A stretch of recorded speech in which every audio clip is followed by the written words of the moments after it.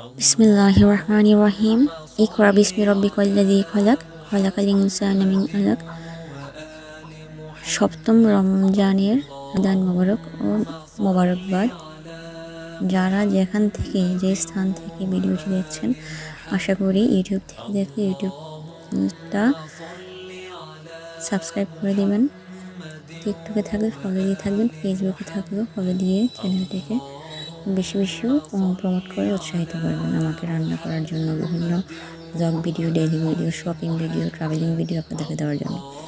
চলুন রান্না শিখি পর্বে আমি একটি আইটেম নিয়ে আসছি আজকে আপনাদের সাথে। আমি সর্বপ্রথম একটি কড়াই নিয়েছি। কড়াইটিতে আমি একটি বড় আকারের পেঁয়াজ দিয়েছি। পেঁয়াজটি কড়াইতে দিয়েছি, দেওয়ার পরে এখানে পানিটা শুকানোর পরে তেল দিয়েছি। তেল দেওয়ার পরে 1.5 টেবিল চামচ পরিমাণ কাঁচা রসুন দিয়েছি। দিয়ে নাড়ছি এরকম 1 থেকে 1.5 মিনিট এরকম নাড়াচাড়া করছি। করার পরে যখন দেখছি যে এটা হালকা ব্রাউন কালার হয়ে এসেছে, তখন এর ভিতরে নাড়াচাড়া করার সাথে দিয়ে দিচ্ছি লবণের পরে দিয়েছি এখানে 2টা বাসমতি শীতল। বাসমতি শীতলটাকে আমি নাড়াচাড়া করে দিচ্ছি। বাসমতি শীতল যখন নেড়ে চেড়ে দিচ্ছি, এগুলো কাটছি, তখন এটা একটা ফ্লেভারে পোড়া গ্রান যেন না হয়, সেই জন্য আমি নর্মাল 1 কাপ পরিমাণ পানি দিয়েছি। সেখানে আমি লবণ এড করেছি, 1 চামচ হলুদ এড করেছি। তারপরে পূর্বেও আমি 1 চামচ লবণ এড করেছিলাম, এখন 1 চামচ লবণ এড করেছি।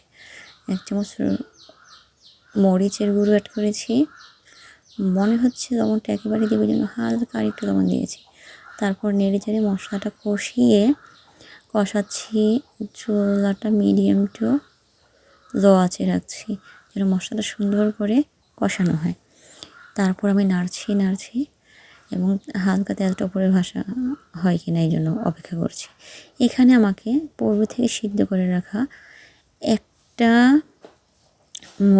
মোটা একটা মূলা এনেছিল, একটা মূলার অর্ধেক মূলা আর একটা আলু ছিল, একটা আলু দিয়েছি। যেহেতু রমজান মাস খানা হয় খুব অল্প, এটা হালকা সিদ্ধ করে রেখেছি। সেখানে আমি কোনো লবণ দিইনি, এই জন্য এই কড়াইতে আমি 2 বার লবণ দিয়েছি। এগুলি হালকা সিদ্ধ করা জিনিসটা আমি কড়াইতে দিয়ে দিলাম। এখানে নাড়াচাড়া দিচ্ছি। তারপরে ঢাকনা দিয়ে ঢেকে রাখছি। যারা এখনও চ্যানেলটা সাবস্ক্রাইব করেননি, দয়া করে অতি শীঘ্রই সাবস্ক্রাইব করে দেবেন। 1 মিনিট হওয়ার পরে অফ ক্যামেরার পরে আমি আবার অন ক্যামেরা করলাম। তারপর আবার নাড়া দিয়ে দিচ্ছি। মাঝে মাঝে একটু খুন্তি দিয়ে মাঝকাঠি দিয়ে নাড়াচাড়া দিতে হবে। এদিক দিয়ে নাড়াচাড়া দিব যেন এটা একটু ভাঙতে চেষ্টা করবো, যেহেতু এটা শীতল তরকারি। এই যে দেখুন শীতলটা আস্তে আছে, এই জন্য আমি ভাঙার চেষ্টা করছি এবং ভাঙতে চেষ্টা করছি।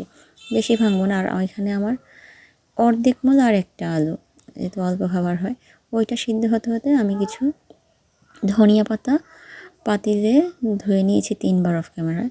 তারপর ধনিয়াটা কুচি করে নিয়েছি। ধনিয়া কুচিটা কি করব, এখানে দা দিয়ে কুচি করব, আর এই ধনিয়া কুচিটা আমি এই তরকারিতে দিব একটু স্বাদ বেড়ে যাবার জন্য। যাদের ধনিয়া পাতা না থাকবে তারা এটা স্কিপ করতে পারেন। ধনিয়া পাতা দিয়ে দিয়েছি। তারপর অপরে ফ্লেভারের জন্য অনেক সুস্বাদু হবে আশা করি। পর আমি রাতে তো খেয়েছি, এটা যেহেতু গত রাতের ভিডিও, রাতে খেয়েছি, অনেক টেস্ট হয়েছিল। এখানে মশলার বাটনাতে আমার পেঁয়াজ আর এই যে মরিচটা মনে আছে, আমি যে চায়না বোম্বে মরিচটা এনেছিলাম, ওইটা দিয়েছি অর্ধেক, লাল মরিচটা, আর নীল মরিচ দিয়েছি 2 পিস। নীল মরিচটা দিয়ে নেড়ে চেড়ে দিচ্ছি যেন কাঁচামরিচের ফ্লেভারটা ওপর থেকে আসে। রান্না শেষে কাঁচামরিচটা দিব। তারপরে এই দোয়াটা করছি নেড়ে চেড়ে, হে আল্লাহ এই খাবারের ভালোই মঙ্গল আমাদেরকে দেন, এই খাবার থেকে খারাপ থেকে আমাদের হেফাজত করুন। এই খাবার খাওয়ার ফলে আমাদের দেহে যে শক্তি হবে, সেই শক্তি দ্বারা আপনারাও ইবাদত করার তৌফিক দেন। পাশে একটা 10 বাজে রাতের আমি গরম ভাতও রান্না করে নিয়েছি। 2 পট গরম ভাত, কম 2 পট গরম ভাত মাড়গেজে নিয়েছি। ওই তরকারিটা হওয়ার পরে ফাইনাল লুক এটা। তরকারিটা হওয়ার পরে আমি তরকারিটা উঠিয়ে ভাতটা আবার সেক দিয়ে নেব। মার ঝরিয়ে নিয়েছি।